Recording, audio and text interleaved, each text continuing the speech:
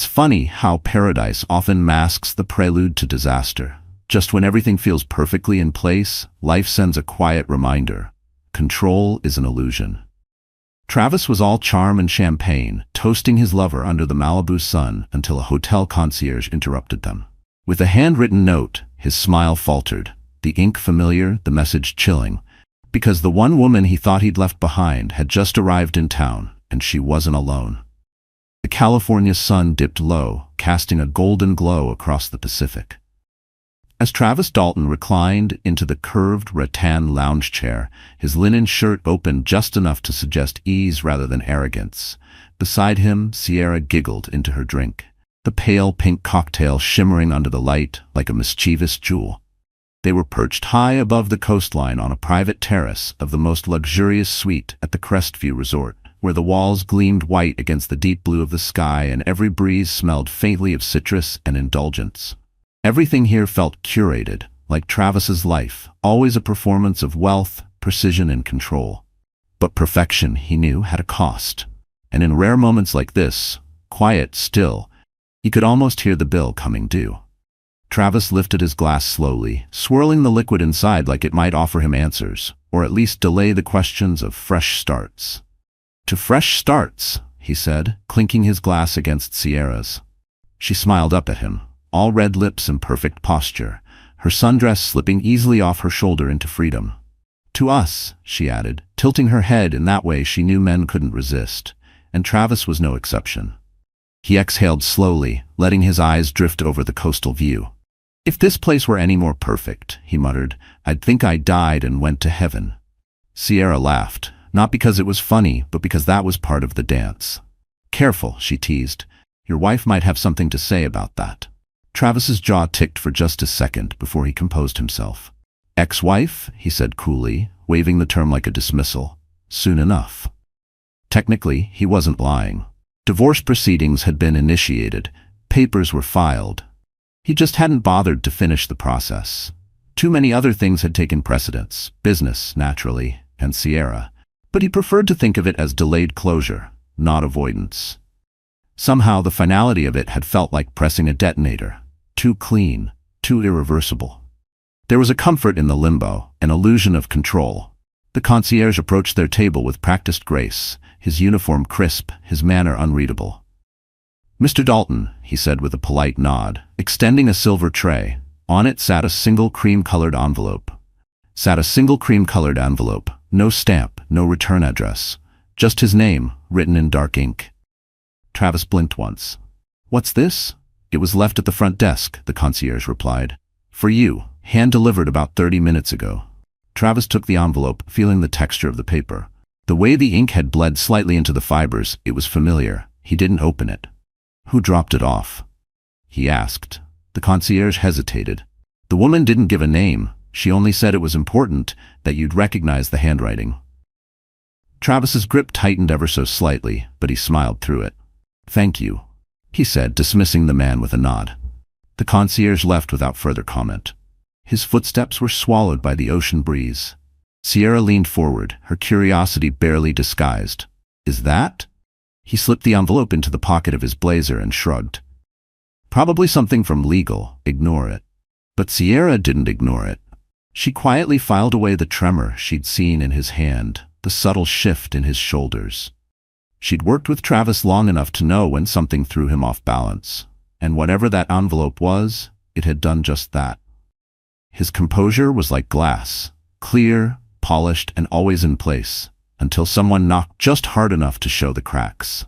They moved to the outdoor bar shortly after sunset, where the marble counter glowed softly under embedded lights, and the bartender moved with the reverence of a man handling sacred artifacts. The music was low and jazzy, every word wrapped in velvet. Travis ordered a smoky scotch, neat. Sierra asked for something sparkling and sweet. She twirled her straw between two fingers. "You okay?" He looked at her like she'd spoken a language he didn't quite understand. "I'm sitting across from a beautiful woman in one of the most expensive places on earth," he said. "Why wouldn't I be okay?" "You tell me." Travis chuckled. "Don't start psychoanalyzing me. I pay you for everything but that." She smirked. "You don't pay me anymore? We're not in the office, remember?" He tilted his head, amused. Right. You quit. Or did I promote you to full-time muse? I believe you said indefinite sabbatical, with benefits, she replied, raising her glass. Still waiting on the full list of perks. He laughed again, but this time it didn't ring as full. There was a hesitation, barely a breath, but enough to stretch the space between them into something uncertain. A pause settled between them, like mist, not heavy, but lingering. Later that night, Sierra wandered off to the infinity pool, wanting to take pictures for her socials. Travis returned to the suite alone. The envelope burned in his pocket like a silent accusation. He sat on the edge of the bed, pulled it out slowly, and stared at it. The handwriting was unmistakable. Vanessa. He ran a hand through his hair, then ripped the envelope open with a sigh that came from somewhere deeper than he expected. Inside was a single sheet of thick, cream-colored paper. The words were written in the same fluid, precise script she'd once used for thank-you notes and grocery lists. You forgot something important. No signature, no explanation. Just those 4 words. He read it again, then a third time. His breath caught briefly in his throat, and he hated that it did. He tossed the letter onto the bed like it had insulted him, stood and began pacing the room. His phone sat on the dresser, untouched since they left the pool. He picked it up. No missed calls, no messages, at least none from Vanessa. That was worse. Somehow, Travis walked out onto the balcony. The night wind cooled his skin. The ocean below was dark, endless. He gripped the railing tightly. She wouldn't have followed him here. Vanessa wasn't impulsive. She didn't do drama, she did strategy, which made this all the more unnerving. She knew exactly what she was doing with that note, and that terrified him more than any confrontation ever could. The sound of Sierra's laughter floated up from the pool area, light and carefree. He turned his head sharply. The contrast between her and Vanessa couldn't have been greater. Sierra was chaos and sunshine, all edges and flirtation. Vanessa had been marble floors and jazz records, confidence and stillness. A fortress of intellect he once thought he'd never tire of exploring. Now, he wasn't sure if he'd lost her, or if she had simply stopped playing. A chime sounded from his phone. Notification, calendar sync failed. He frowned, checked the screen again. Error messages. Something about credentials being revoked. He dismissed it. Figured it was a Wi-Fi issue, but a second notification followed, then another. Travis's pulse quickened. He tried logging into his business suite, denied. Banking app, frozen. One account after another, suddenly inaccessible. He felt his chest tighten. Not with panic, not yet, but with something eerily close to it. He grabbed the hotel room phone and called his assistant back in the States. Voicemail. He called his CFO straight to voicemail. The room felt smaller now, like the walls were inching inward. He sat back down on the bed. The letter still lay open beside him. He picked it up again. You forgot something important. His mind raced through the possibilities. What had he left exposed? He'd moved some assets into holding accounts. He'd locked Vanessa out of several projects, hadn't he? The prenup. Had she found a way to leverage it? It was solid. His lawyers had said so. Still, he hadn't read the last amendment himself. She had insisted it was just about simplifying things. He had signed it without a second glance. That was almost a year ago. Damn it. The door opened behind him and Sierra stepped in, towel drying her hair. You wouldn't believe the lighting down there, she said. I think I got the best shot of the trip. He didn't respond. She noticed the look on his face, the letter in his hand. Travis? He glanced at her, startled. Yeah, I'm fine. Is that from her? He nodded. What does it say? He crumpled the paper in his fist. Nothing. But it wasn't nothing. It was everything. And whatever came next, he knew, without a shadow of a doubt, that this was only the beginning, and far from the most important thing he'd forgotten. Before we dive deeper into this unraveling drama, ask yourself, what would you do if a handwritten note from someone you tried to forget suddenly showed up on your luxury getaway? Comment your thoughts below. Rate the story so far from 0 to 10. Don't forget to like and subscribe. Your support keeps these powerful stories going, especially when you drop a thoughtful comment or small tip in the live chat. Now back to the story. Travis barely slept that night. Even with the resort's indulgent bedding, the room cooled to the exact temperature his assistant had prearranged on his behalf, and the curtains drawn tightly against the morning light. He tossed and turned like the mattress were made of stone. Sierra slept peacefully beside him, her breathing soft and rhythmic, entirely unaware that the man lying next to her was unraveling one thread at a time. The envelope, now a crumpled ghost on the nightstand, remained where he'd left it, but its presence loomed over the room like a shadow that refused to disappear. Travis kept glancing at it, then away, as if it might rewrite itself if he stared long enough. When he finally got up, the sun had barely begun to stain the ocean with light. He pulled on a shirt and walked barefoot out onto the balcony. The cool tiles bit at his feet.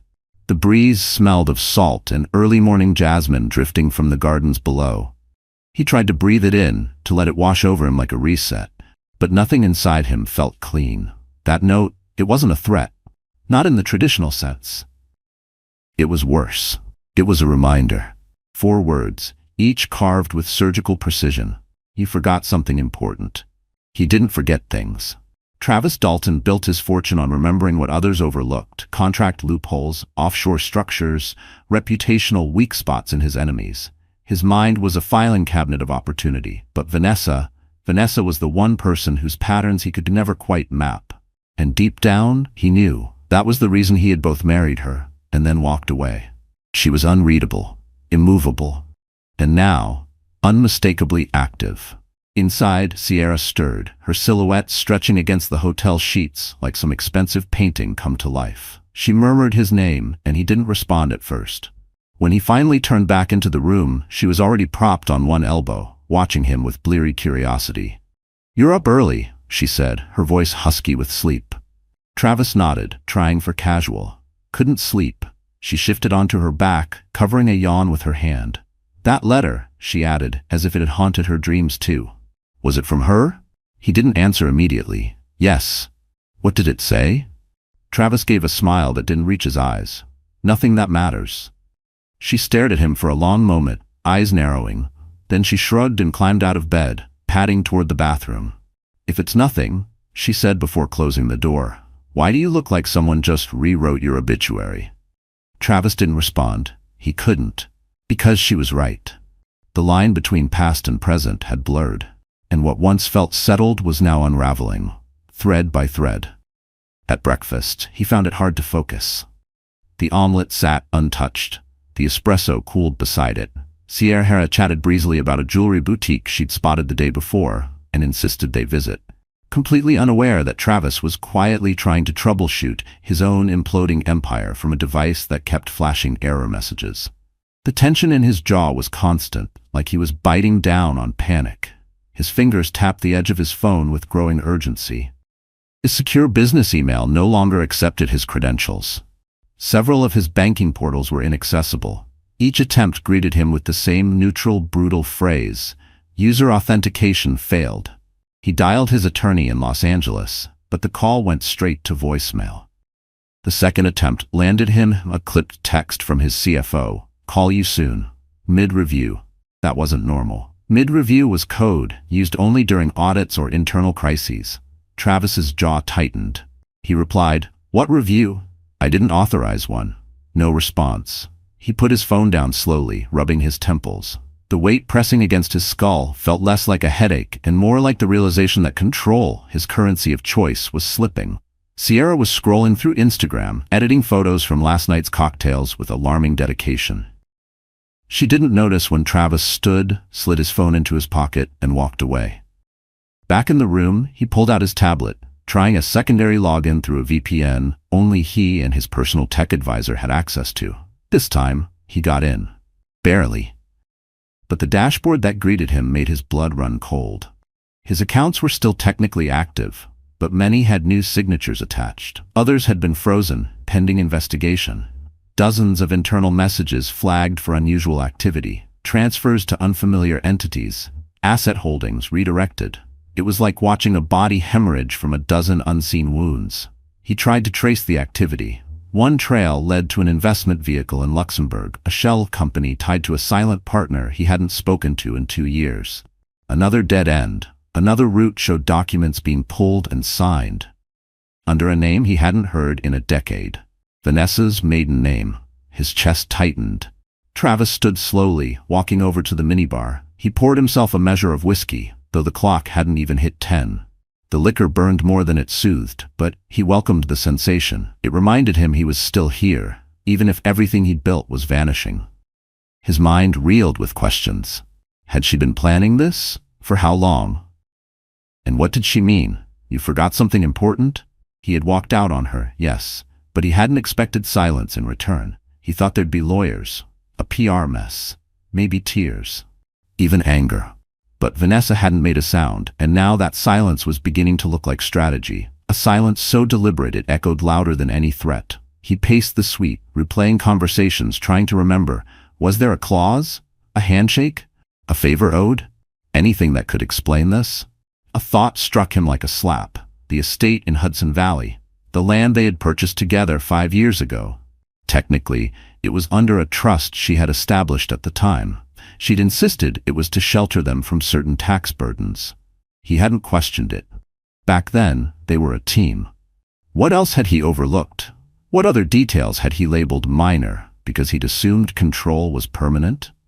When Sierra returned from her boutique excursion, swinging a white shopping bag and humming something that didn't belong in a place this expensive, Travis was sitting by the window, motionless.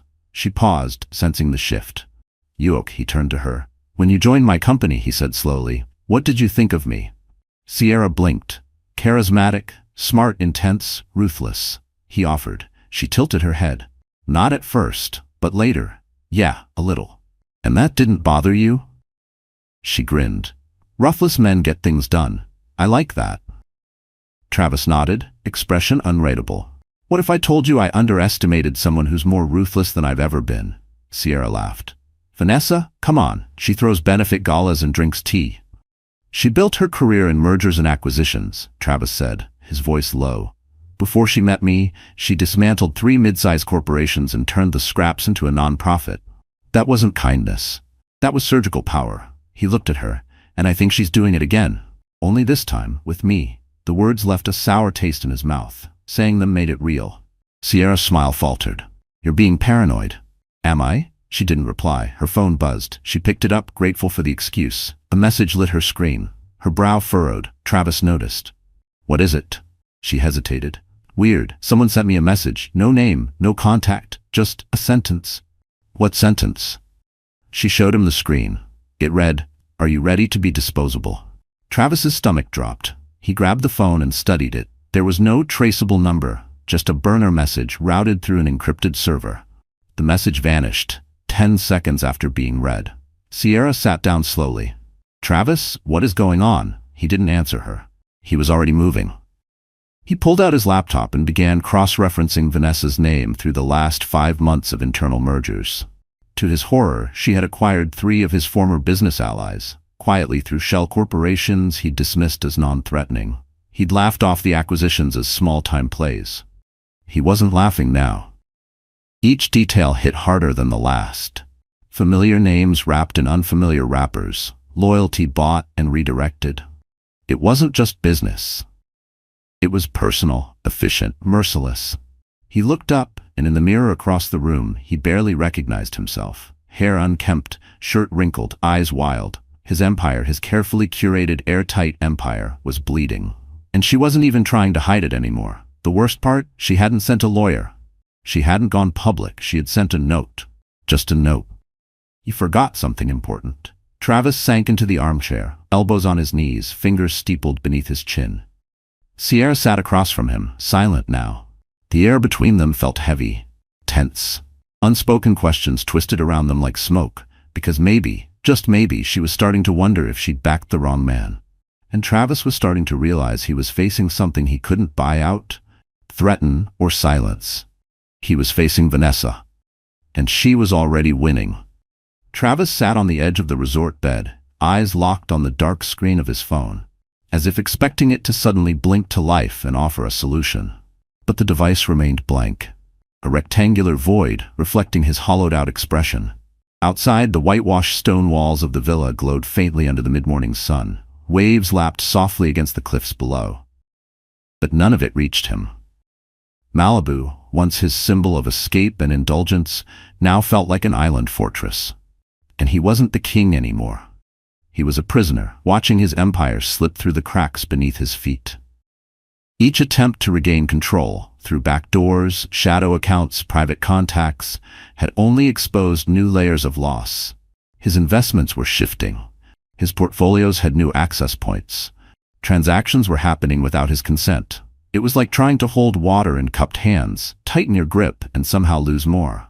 And now, even Sierra, who once orbited him like a sun-dazed satellite, seemed to be slowly drifting out of his gravitational pull. She hadn't asked about the message again. That, in itself, was telling.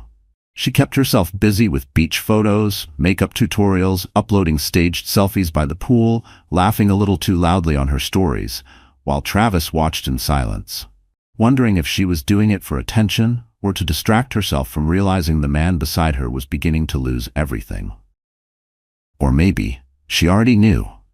Maybe that's what the second note had been about.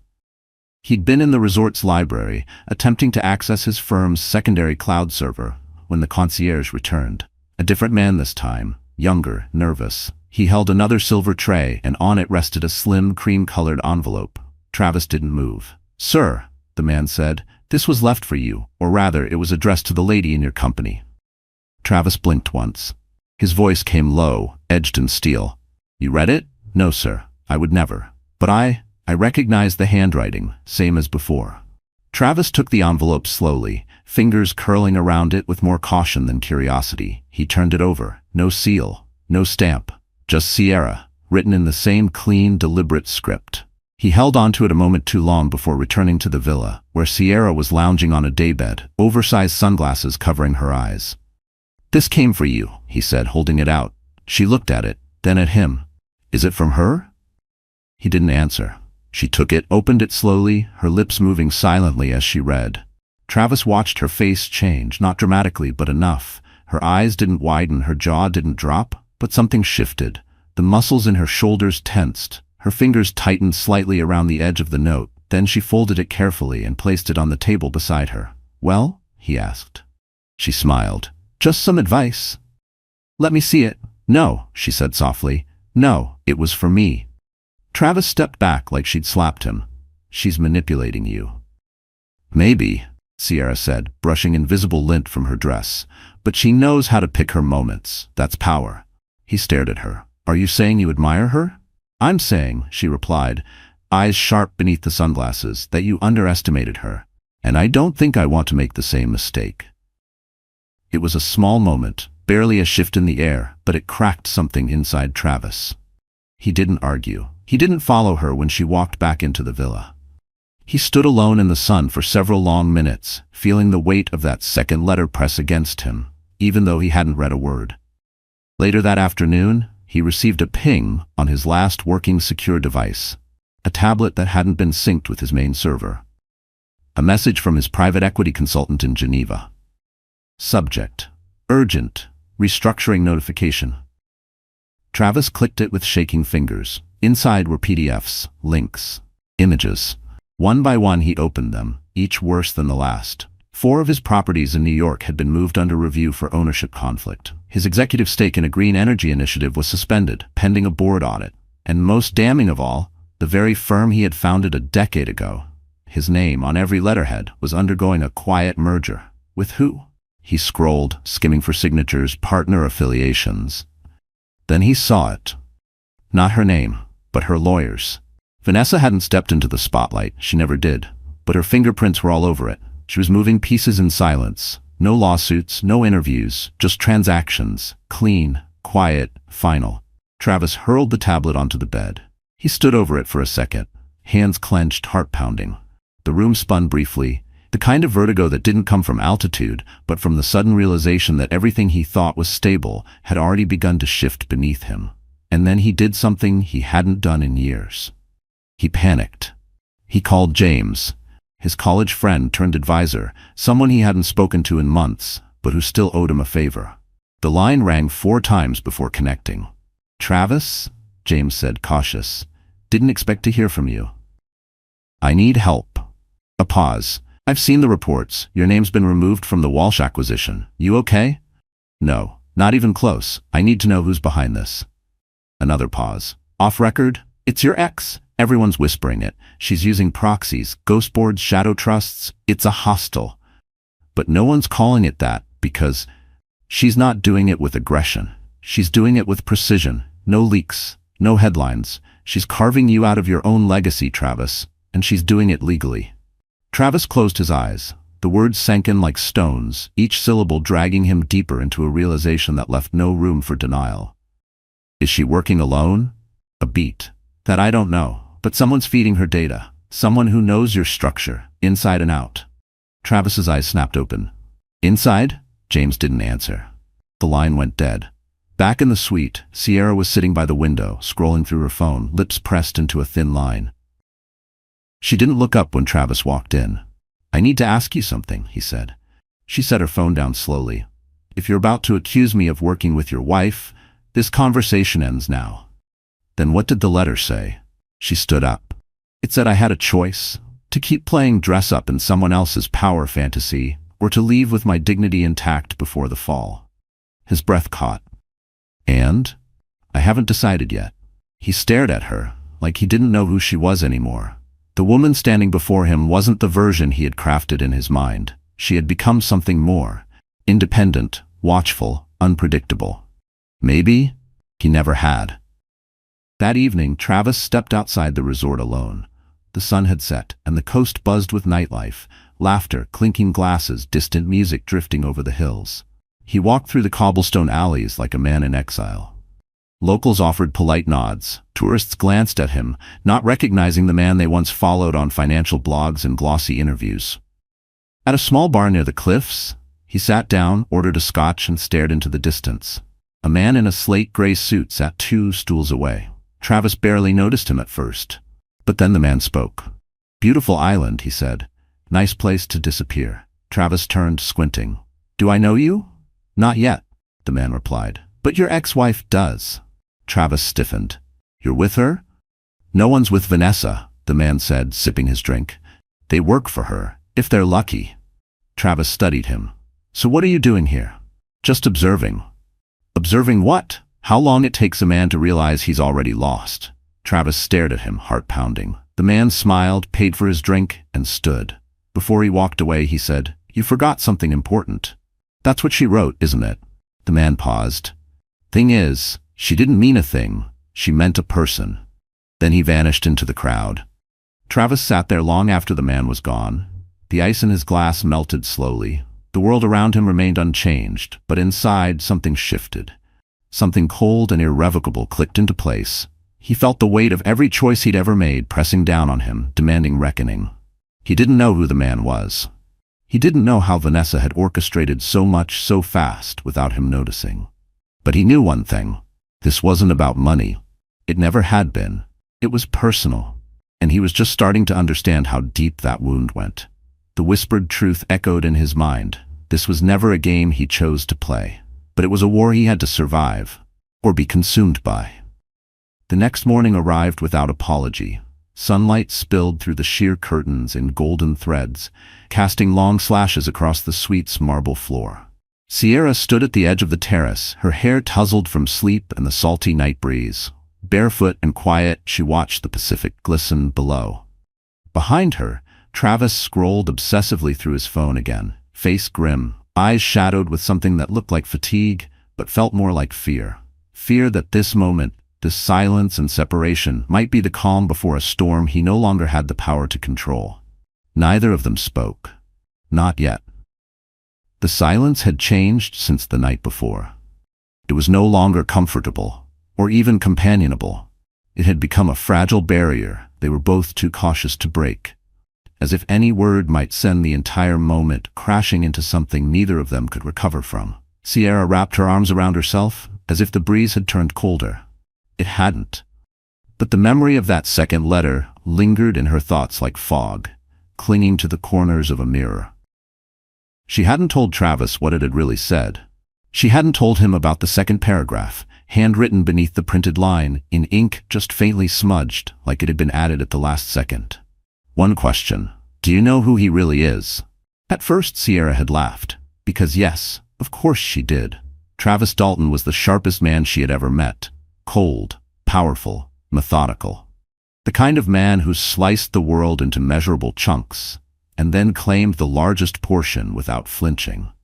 The kind of man who always made you feel like you were standing on the edge of something great or something dangerous. He was intoxicating in the beginning, and she had liked the way he looked at her, not just as beautiful, but as useful, wanted. She had liked being the center of someone's plans. But now, she wasn't so sure whose plan she was actually inside of. She turned from the terrace and walked slowly into the room. "Travis," she said. He didn't look up. "I need to know something." His thumb stopped moving. "What? The things that are happening to your accounts, your businesses, are they because of what you did to her?" "To Vanessa?" He sighed. "You mean because I left her?" "No," she said, folding her arms. "Because you didn't just leave her. You humiliated her. There's a difference." Travis's jaw tensed. "You're taking her side now?" "I'm not taking sides," she said. "I'm trying to figure out if I should be worried that I'm about to get caught in the crossfire of whatever war you started." He finally looked up at her, and for the first time since they'd arrived in Malibu, there was no mask. "She's not at war," he said. "She's winning." That should have scared her. But strangely, it didn't. It just made her more certain that this, whatever she was tangled in, was not going to end with beachfront dinners and champagne-soaked mornings. Something was coming. Something Travis wasn't prepared for. And now, Sierra wasn't sure she wanted to be standing next to him when it landed. Later that day, she found herself alone by the pool, staring into the water and wondering how her life had folded so neatly into this surreal pageant of silence and luxury.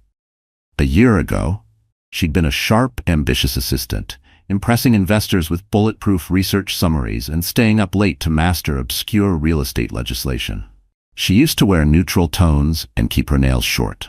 Then came Travis, and suddenly it was designer labels, red lipstick, and yachts. She hadn't minded the transformation. In fact, she'd embraced it. But she had believed, naively perhaps, that she was ascending, not disappearing. She had texted a friend that morning, someone from her old job.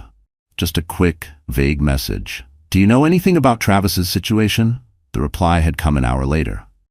"Not sure what you mean, but I'd keep your distance. Word is something big is unraveling, quiet but fast." She hadn't replied. Instead, she scrolled through her own feed. The pictures from the resort posts were all perfectly filtered, flawless. But the comments had shifted. Less envy, more suspicion, questions hidden behind compliments. The online world had a scent for decay, and it was starting to pick up on something. She posted another photo anyway, a boomerang of her cocktail clinking against the sunset, and waited for the likes to roll in. But they didn't come as fast as they used to. When she returned to the suite, Travis was gone. A note on the desk? "Meeting a contact. Don't leave the resort." She stared at it for a long time. That evening, she wandered through the hotel's private gardens, walking slowly between rows of fig trees and bougainvillea, trying to quiet her mind. She had left her phone behind intentionally, craving silence. That's when she saw her. A woman seated at a wrought iron bench near the end of the path. Blonde, impeccably dressed, hair swept up in a way that looked effortless, but took skill. She wasn't watching Sierra, she was looking out at the sea. It couldn't be, but it was. Vanessa. Sierra stopped walking, her breath caught. The woman turned slowly, as if she had felt the weight of the gaze rather than heard the footsteps. Their eyes met. Vanessa smiled faintly. "Sierra," she said, "you're prettier in person." Sierra didn't move. "What are you doing here?" "I could ask you the same," Vanessa said. She gestured to the seat beside her. "But I think you already know the answer." Sierra hesitated, then walked slowly forward, legs stiff, hands clenched. "Relax," Vanessa said softly. "If I wanted to destroy you, I'd have done it already." "That's comforting," Sierra replied, sitting beside her. "I didn't write the second note," Vanessa said. "But I know who did." "Who?" "A friend, someone who owed me a favor. I told him to deliver a message." She paused. "He added his own." Sierra nodded slowly. "And the first note?" "That was mine." There was a long pause between them. "He doesn't know what he did," Vanessa said after a moment. "He thinks I'm punishing him for leaving, but I'm not." "Then what are you doing?" "I'm reminding him that some things can't be stolen, that sometimes when you walk away from something priceless, it doesn't just vanish, it waits, and then it evolves." Sierra turned toward her. Why talk to me? Vanessa looked at her, eyes calm. Because you're smart, because you're not a villain, just a bystander who got caught in a bigger game. And because I think deep down, you're starting to understand. She leaned closer. That loyalty has a price. What are you saying? Vanessa stood slowly. I'm saying you don't have to stay with the sinking ship just because you're already wet. With that, she walked away, heels clicking softly on the stone path, vanishing into the shadows. Like mist retreating from the morning sun, Sierra didn't move for a long time. When she finally returned to the room, Travis was waiting. He looked up, tense. Where were you? Walking. With who? Alone, she lied. He studied her face, then stood and crossed the room. Sierra, he said, his voice low. I need you to tell me something. Are you still with me? She met his eyes. I don't know. The silence that followed was deeper than any that had come before. It stretched across the room like a chasm. One neither of them could cross. Travis turned away. Sierra stood alone in the center of the suite, feeling the weight of something closing in, something old and inevitable. The air felt thinner, as if the truth had begun to consume all the oxygen between them. She thought about Vanessa's words, about loyalty, about the price of staying when the cracks were already swallowing the foundation whole. The kind of loyalty that asked for everything and repaid with nothing but proximity to collapse. She didn't sleep that night, and neither did Travis. But while he watched the sunrise with a glass of scotch, Sierra sat quietly on the edge of the bathtub, staring at her reflection in the mirror, holding her phone in her hand. She opened her messages, and she typed 2 words, I'm ready. London wasn't always gray. But on the morning Vanessa Dalton stepped into the penthouse conference room overlooking the River Thames, the sky had draped itself in the perfect shade of muted silver. It matched the tone of her suit, tailored, precise, and unmistakably expensive. She stood at the head of the glass table, fingers loosely clasped in front of her, watching the clouds roll across the skyline like quiet conspirators. Around her, the buzz of preparation was evident. Assistants shuffled legal briefs into black leather folders, phones vibrated discreetly across polished wood, and a quiet murmur of coordinated logistics hovered like ambient noise. But Vanessa said nothing. She didn't need to. The room adjusted itself to her presence, like it always had. She wasn't angry. That part was important. Anger was messy. Anger clouded judgment and made people sloppy. Vanessa didn't do sloppy. Not the night she discovered the flight itinerary in Travis's drawer. Not when she scrolled through the emails on his unlocked tablet. Not even when she saw the series of pictures, clearly taken without caution, of Travis and Sierra drinking champagne aboard a yacht just days after he claimed he needed space to think.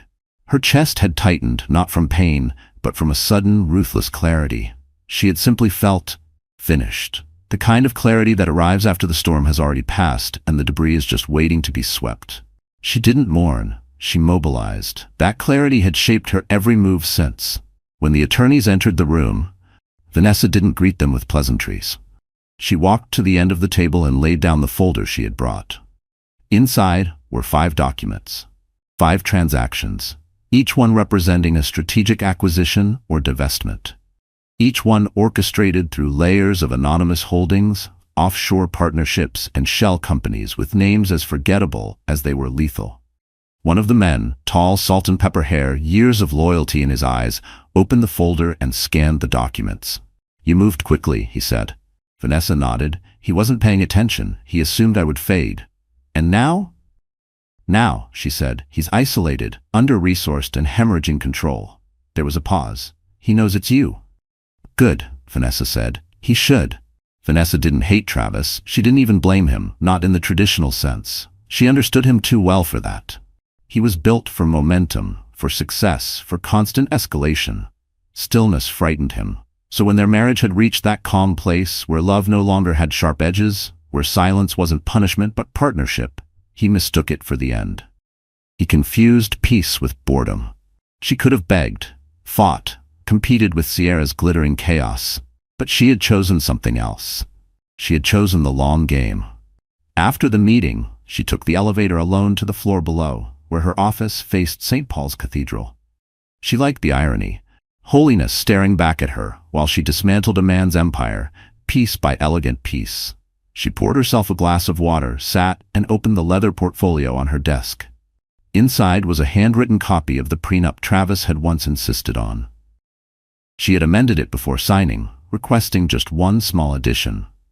A discretionary clause allowing her access to any company assets that overlapped with marital property if Travis was found to be willfully negligent or in breach of moral contract. She remembered how her lawyers had laughed, how their voices had cracked with disbelief at the phrase moral contract.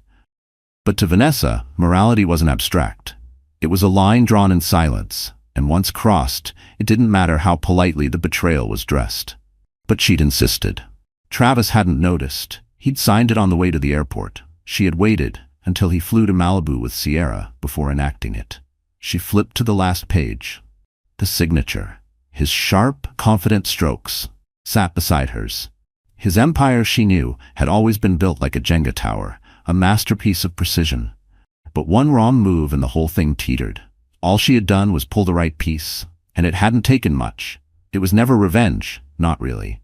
It was the restoration of equilibrium, an answer to silence with structure, to abandonment with architecture. A soft knock broke her focus. Her assistant stepped in. "There's a visitor downstairs," the woman said. "He says he worked with Mr. Dalton in finance, claims he has information."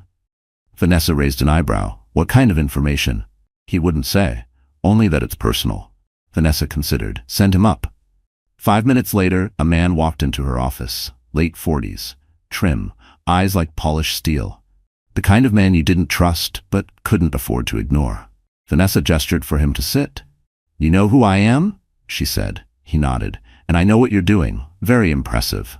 She smiled politely. "Then you also know I don't meet people without reason." "I'm not here to threaten," he said. "I'm here to offer an ending." She tilted her head. "To what?" "To Travis's last illusion that he still has options." Vanessa studied him. "You're suggesting I finish this?"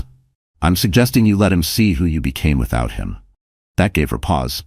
"He's in Malibu," the man continued. "Lost, broke, betrayed by his own arrogance. But he still thinks there's something left he can claw back. That maybe you're bluffing. That maybe Sierra will stay." "She won't," Vanessa said softly. "Exactly. And when she walks, he'll come back crawling, looking for anything familiar to hold on to." Vanessa stood and walked to the window. The sky had darkened slightly and the city glowed in metallic hues. She spoke without turning around. "I don't want to destroy him." "You already have." She turned slowly. "I want him to understand." The man nodded. "Then give him closure on your terms." He slid a small envelope across her desk. Vanessa picked it up. On the front, Travis's name. Inside was a single Polaroid. The date in the bottom corner was circled. It showed Travis and Sierra in Malibu, seated at a bar, unaware of the camera. In the background, a man sat 2 stools away. The same man who now sat across from Vanessa. "You were there," she said. He smiled. "I told him I was watching." Vanessa didn't smile back, but she didn't throw the photo away. That night, in her apartment overlooking the city, Vanessa opened a bottle of red wine and sat at the kitchen island. Her phone buzzed. A message from Sierra. 4 words. "I'm ready to talk." Vanessa stared at it for a long moment, then typed, "Tomorrow, noon, send location." She poured herself a glass and sat back, alone, but not lonely. There was still more to do, but she wasn't in a hurry. Travis had once said she was too methodical, too slow to react. But the thing about moving slowly, Vanessa knew, was that people mistook it for weakness, right up until the moment the floor collapsed beneath them. And by then, it was already too late. The wind had shifted. Travis noticed it before he opened his eyes.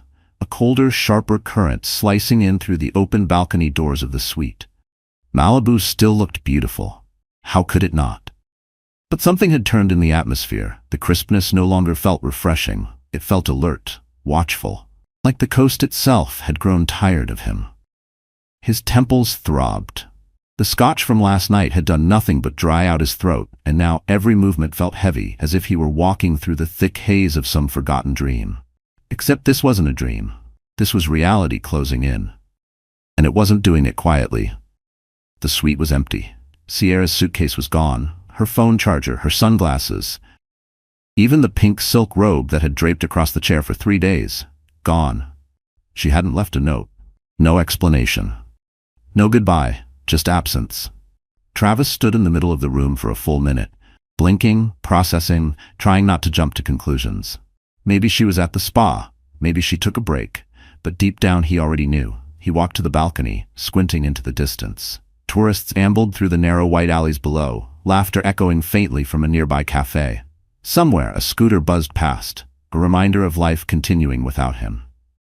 He scanned the horizon, but he wasn't looking for Sierra. He was looking for something to anchor himself to.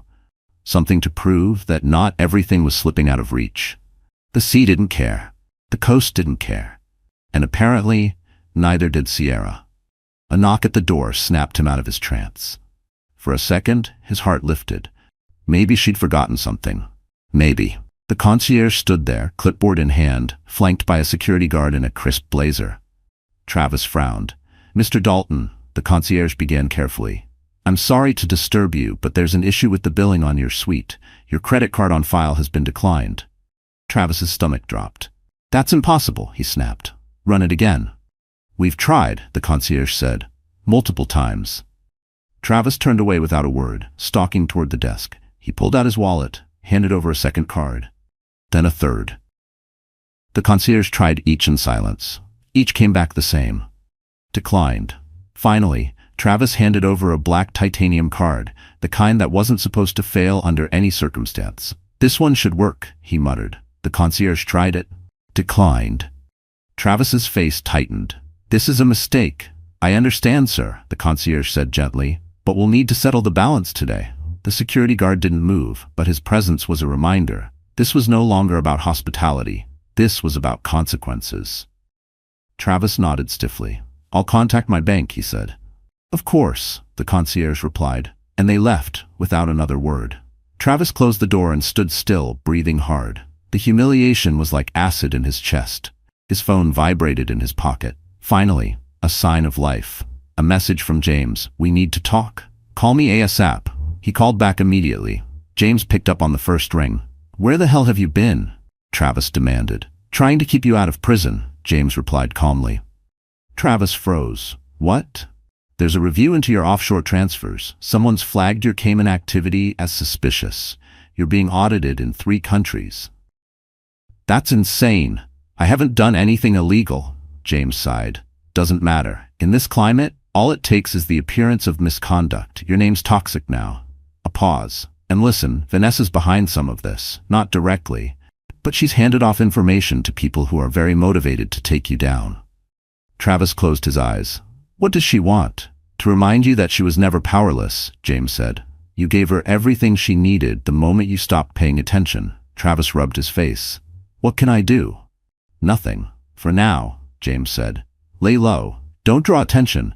And stop using hotel Wi-Fi, for God's sake." After the call, Travis sank into the armchair, staring at the wall. The sunlight had changed, no longer golden, but pale and unforgiving.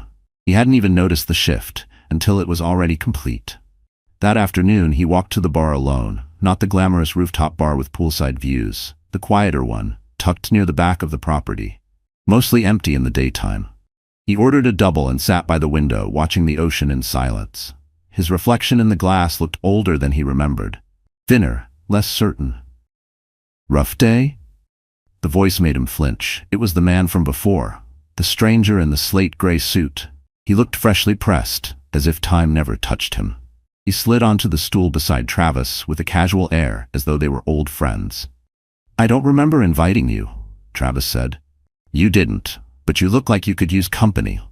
Travis studied him. "Who are you?" The man smiled. "Let's just say I'm part of the cleanup crew for Vanessa." "She doesn't need you." "No," the man said. "She just allows me to be useful." Travis laughed bitterly. "Useful. That's the word, isn't it? We're all just useful until we're not." The man nodded. "That's what happens when you surround yourself with people who only speak when spoken to. You miss the ones who speak because they care." Travis turned away. "What do you want?" "To show you something." The man pulled a sleek black folder from his satchel and slid it across the bar. Travis hesitated, then opened it. Inside were photos, documents, transaction logs, a timeline. At the top, the Dalton Foundation, a charitable trust he had all but forgotten. Years ago, Vanessa had insisted on creating it. To balance the greed she'd said at the time, only half joking. He had humored her, gave her control, let her structure it however she wanted. Back then, he had dismissed it as her way of feeling involved. A distraction, something to pacify her conscience while he chased profit. Now he understood. The foundation owned controlling interest in 2 of his shell companies. It had quietly purchased a block of his firm's shares during a stock slump. It had restructured its bylaws last year, giving Vanessa sole decision-making authority. Everything he had built, every safeguard he'd designed, it was all being used with surgical precision, and he'd handed her the scalpel. Travis blinked. How is this even legal? You signed off on it, the man said. Travis's hands trembled. Why? She wanted to build something that couldn't be taken from her, the man replied. So she used the tools you gave her. Travis looked up. And you? What's in this for you? The man finished his drink. Watching you realize you were never the smartest one in the room. He stood and left. Travis didn't follow. By the time night fell, the resort felt different. The staff avoided eye contact. The wine he ordered never arrived. A couple whispered at the bar, he glancing in his direction. He could feel it now. The way the world shifted when your name started to mean something else, something smaller. Back in the suite, the lights were dim. The space felt emptier than it had in the morning. The silence was louder. His phone buzzed again. A message from an unknown number. She's not coming back. Travis stared at it. Then another message. You were never her future, just her exit plan. He let the phone drop to the bed. And finally a third. Enjoy the cocktail. On the house, Travis blinked, confused, until the knock came. Room service, a server with a silver tray. One last drink, sir? He set it down. A short glass, neat, no card, no explanation. Travis picked it up. He swirled the amber liquid. Then quietly, he toasted the empty room. To paradise, he whispered, and all the cracks we never see until it's too late. His voice was steady, but inside, something was unraveling. It wasn't rage, it wasn't regret, it was the echo of finally seeing everything too late, and knowing there was no one left to blame but himself. The return flight to New York was mercifully quiet, though Travis couldn't help but feel that even the air around him was whispering judgment. First class had never felt so claustrophobic. He didn't drink, he didn't sleep, he didn't even eat. He stared out the window as the ocean stretched endlessly below.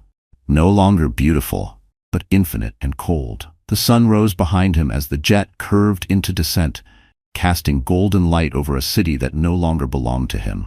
His name was still on the arrivals list. His name was still on the passport, but something fundamental had changed.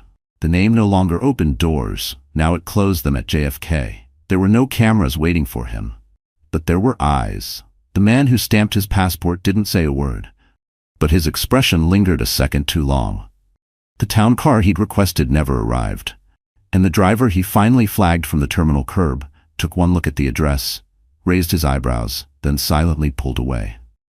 Manhattan moved past the window in blurred grays and silvers. The skyline he once ruled now shimmered like a stranger's reflection. He used to watch it from his penthouse and feel omnipotent. Now, it looked back at him like it didn't remember who he was.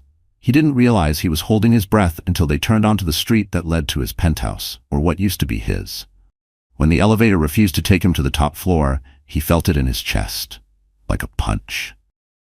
He scanned his keycard 3 times. Nothing. Finally, a building manager he didn't recognize emerged from the lobby office. Slim, calm, polished. "Mr. Dalton?" the man asked. Travis nodded, trying to summon authority. "There's an error. I own this unit." The manager tilted his head. "Actually, sir, as of last Tuesday, the ownership was transferred to an entity under Dalton Holdings Charitable Trust.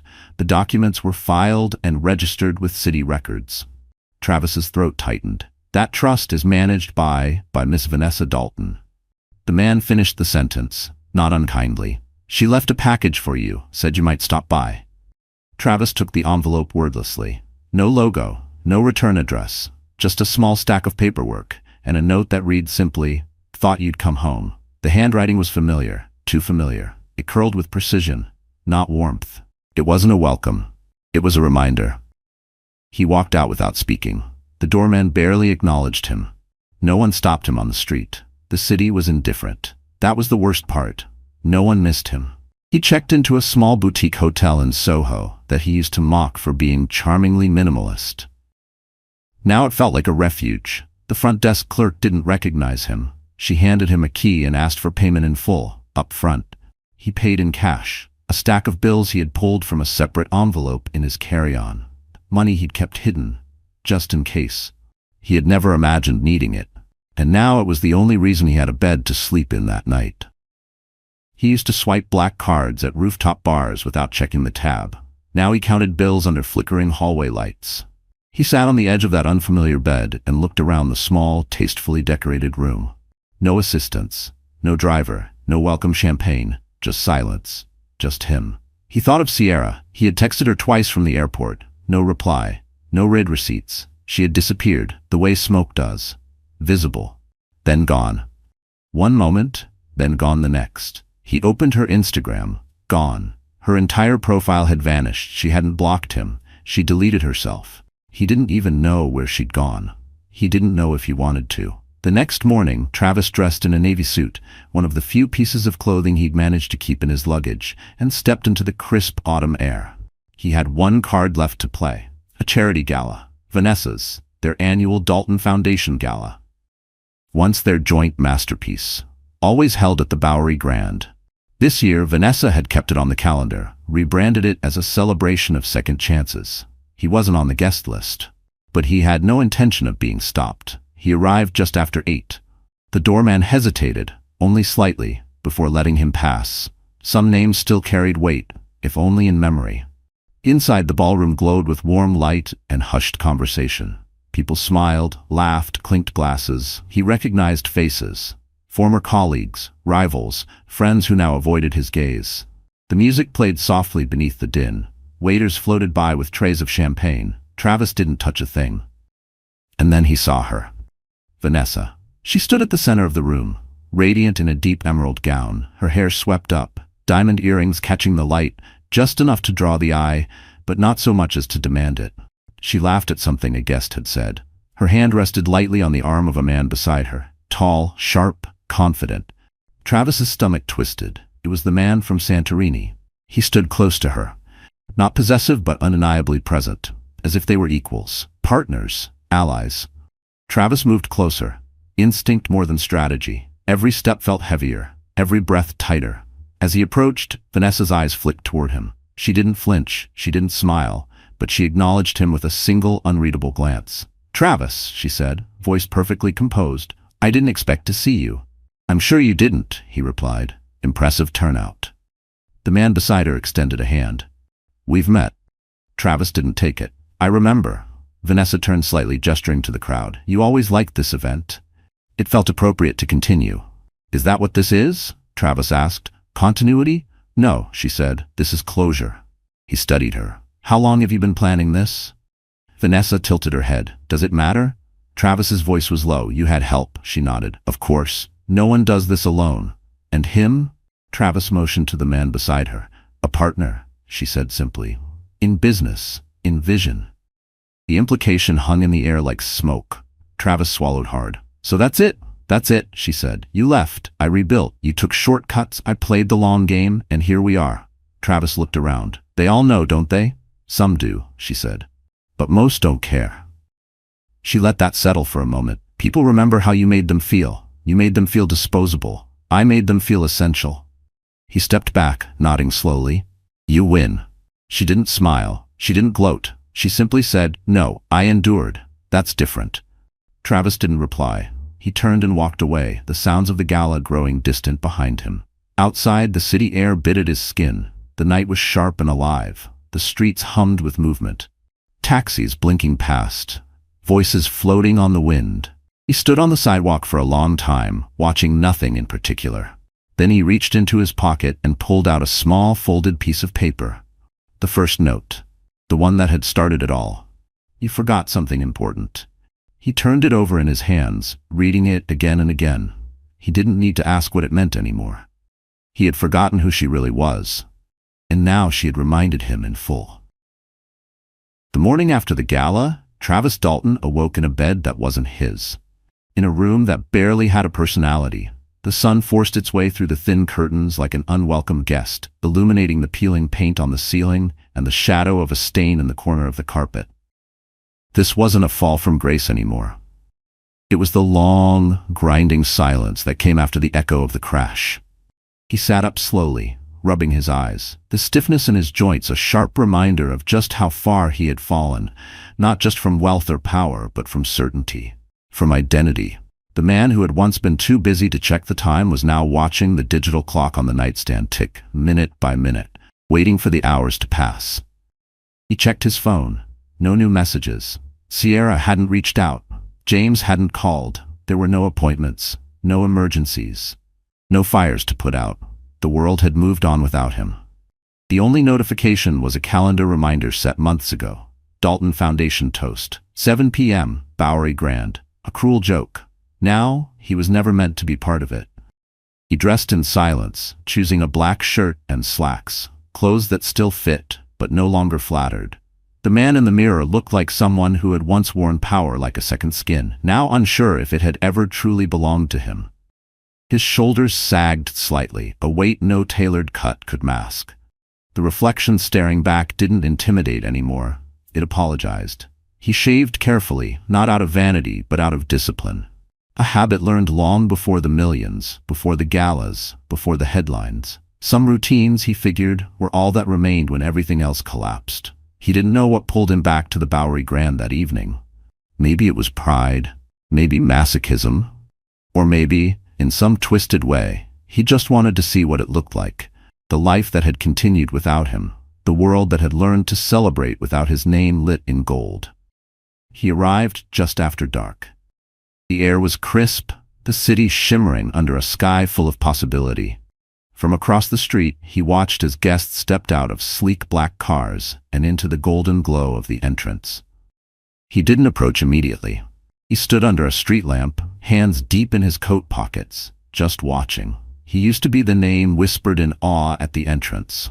Now he was the shadow watching through glass. Inside, music floated through the revolving doors, muffled laughter bubbling up like champagne, the kind of laughter he used to inspire. Eventually, curiosity got the better of him. He crossed the street and stepped into the lobby, half expecting to be stopped. But no one recognized him. Not anymore. The doorman gave a polite nod. The concierge glanced at him, then looked away. He wasn't Travis Dalton, the mogul. He was just another man in a dark coat. Not invisible. Just irrelevant. He didn't enter the ballroom. Instead, he lingered near the back hallway, the one that led to the private Hyatt terraces. He knew this building better than most. He'd signed off on half its renovation plans years ago. It was surreal to be reduced to a spectator in a structure he helped shape. Through a glass panel, he caught sight of Vanessa. She was standing near the stage, a vision of poise and composure. She held a glass of champagne, her other hand lightly resting on the arm of the man beside her, the same stranger from Santorini, now a permanent fixture at her side. Travis watched as she leaned in to whisper something, her lips curving with a knowing smile. The man chuckled in response, but it wasn't just laughter. It was intimacy, real, grounded. The kind Travis hadn't seen from her in years. And in that brief exchange, something inside him cracked, not from jealousy, but recognition. She had found something he'd forgotten how to offer. A gentle voice broke through his thoughts. "Mr. Dalton?" He turned. A server stood beside him, holding a silver tray. On it, a short glass, neat, amber liquid catching the low light. "This is for you," the server said. "Compliments of Mrs. Dalton." Travis stared at the glass, then back through the window. Vanessa hadn't looked his way, hadn't gestured. She had simply known he'd be there. Of course she had. She always did. That was her gift, and his blind spot. He took the glass and stepped out onto the terrace alone. The hum of the party was faint now, like a memory already slipping. The city stretched before him, wide, luminous, and different. He sipped slowly, the warmth of the drink doing little to ease the chill that had settled into his bones. He didn't feel angry or regretful. What he felt was something far more sobering. Recognition. He thought of the first time he'd met Vanessa. They'd both been interns at a mid-sized investment firm. He, the ambitious upstart with charm and hustle. She, the cool strategist who saw 5 moves ahead. He remembered their first real date, the way she had challenged him on everything from ethics to empire building. She never needed his money. She needed respect. And somewhere along the way, he'd stopped offering it. He had underestimated her, not just her intelligence, but her endurance. He'd thought she was too quiet, too measured to ever outmaneuver him. He had confused volume with strength. It was a mistake he'd never make again. And it had cost him everything he'd built on top of that flawed belief. He heard footsteps behind him. Vanessa didn't say anything at first. She stepped up beside him, arms folded gently across her midsection, her silhouette outlined by the city lights. For a moment they just stood there, silent, parallel. "I thought you might show up," she said finally. "I didn't plan to," Travis replied. "But here you are." He glanced at her. "You knew I'd lose everything." "I hoped," she said without cruelty. "But I didn't know." He nodded. "You were right about everything." She shrugged. "It wasn't about being right, it was about being seen." Travis took another sip, then set the glass down on the railing. "I didn't see you, did I?" "No," she said softly, "but I always saw you." He turned toward her, studying her face. "And now I see someone learning," she said. Slowly, painfully, but learning. He let the words settle. "And Isla?" "She reached out," Vanessa said. "Told me what you promised her. What you couldn't deliver." Travis's mouth tightened. "She deserved better." "We all did," she replied. He looked away again, watching the light dance across the windows of the distant skyline. "What happens now?" Vanessa exhaled slowly. "Now you start over, with nothing, like the rest of us once did." He gave a sad smile. "And you?" "I moved forward," she said, "with peace." She turned to leave, then paused. "You were never powerless, Travis. You just used your power in the wrong direction." The words landed like a soft truth, not a weapon, but they cut just the same. He didn't reply. She walked back into the ballroom, the door closing behind her with a quiet finality that echoed louder than any argument they'd ever had. Travis remained on the terrace, hands braced against the rail, eyes fixed on the horizon. The city was alive. It didn't miss him. But maybe, just maybe, it was still big enough for him to find a new place within it. Not as a millionaire, not as a mogul, just as a man trying again. 1 block away, someone raised a toast. The echo of glass against glass rang out faintly across the street. Travis raised his glass in return, not to anyone else, but to himself. The server said, "Compliments of Mrs. Dalton." Travis stared at the glass, then back through the window. Vanessa hadn't looked his way, hadn't gestured. She had simply known he'd be there. Of course she had. She always did. That was her gift, and his blind spot. He took the glass and stepped out onto the terrace alone. The hum of the party was faint now, like a memory already slipping. The city stretched before him, wide, luminous, and different. He sipped slowly, the warmth of the drink doing little to ease the chill that had settled into his bones. He didn't feel angry or regretful. What he felt was something far more sobering. Recognition. He thought of the first time he'd met Vanessa. They'd both been interns at a mid-sized investment firm. He, the ambitious upstart, with charm and hustle. She, the cool strategist who saw 5 moves ahead. He remembered their first real date, the way she had challenged him on everything from ethics to empire building. She never needed his money. She needed respect. And somewhere along the way, he'd stopped offering it. He had underestimated her, not just her intelligence, but her endurance. He'd thought she was too quiet, too measured to ever outmaneuver him. He had confused volume with strength. It was a mistake he'd never make again. And it had cost him everything he'd built on top of that flawed belief. He heard footsteps behind him. Vanessa didn't say anything at first. She stepped up beside him, arms folded gently across her midsection, her silhouette outlined by the city lights. For a moment they just stood there, silent, parallel. "I thought you might show up," she said finally. "I didn't plan to," Travis replied. "But here you are." He glanced at her. "You knew I'd lose everything." "I hoped," she said without cruelty. "But I didn't know." He nodded. "You were right about everything," she shrugged. "It wasn't about being right, it was about being seen." Travis took another sip, then set the glass down on the railing. "I didn't see you, did I?" "No," she said softly, "but I always saw you." He turned toward her, studying her face. "And now I see someone learning," she said, slowly, painfully, but learning. He let the words settle. "And Isla?" "She reached out," Vanessa said. "Told me what you promised her, what you couldn't deliver." Travis's mouth tightened. She deserved better. We all did, she replied. He looked away again, watching the light dance across the windows of the distant skyline. What happens now? Vanessa exhaled slowly. Now you start over with nothing, like the rest of us once did. He gave a sad smile. And you?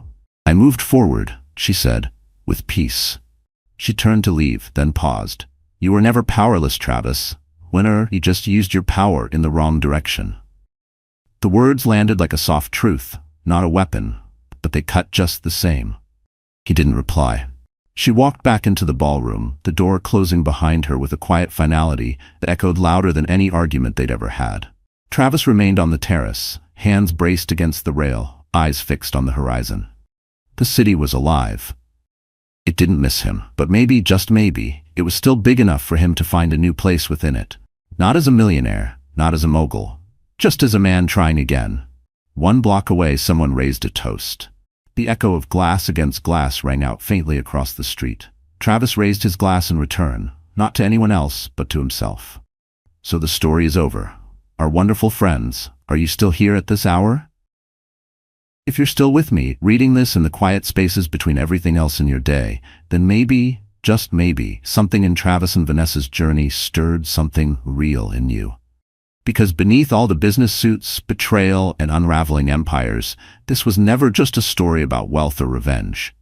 It was about recognition, of what we ignore, of who we take for granted, of how easy it is to lose sight of what truly matters when we chase the wrong things for too long.